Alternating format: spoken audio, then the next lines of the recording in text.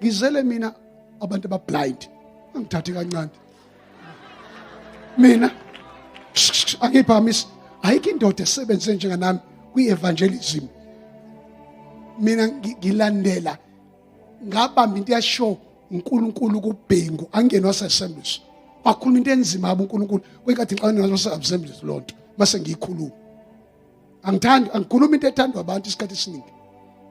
uNkulunkulu nesikhathi sengikhipha kwaZulu ethi hambe e-Eastern Cape nase-Cape Town, wathi NJ, I gave my servant a great mission. Ubaba uBhengu ngathi yini leyo? Wathi nganikeza message, one message ethi Africa back to God.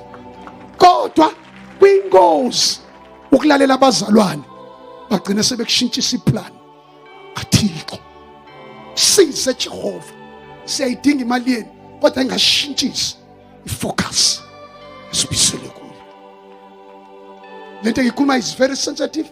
I will never narrate. Bakhona abantu abahobhebe enkosini. Wathi uNkulunkulu mawuya Eastern Cape ungaqali ibandla Sithole.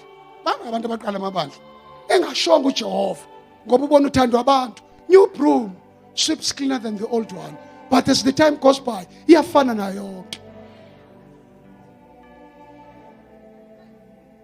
Abanye baqala amabandla engashonga uJehova. Spirit of greed.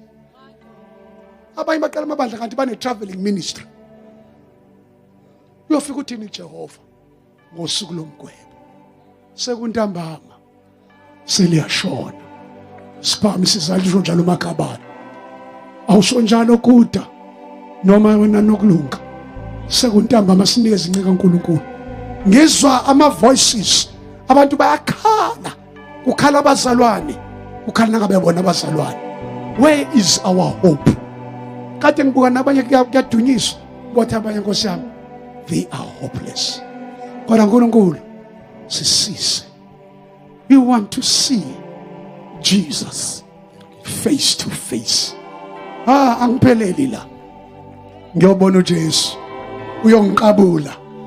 He will kiss me at well done, good faithful servant. Awungene nawe ungasala, ungashiye kanti ngapha wawugcina ungaphatha ngisungaphandle. Make sure ukuthi igama lakho libhaliwe encwadini amagama okuphila. Siphakamise, ngena nawe, sondele nawe kude uthi ngena. Awayixulu makaba lengoma iyangilimaza. Sekuntambama seliyashona.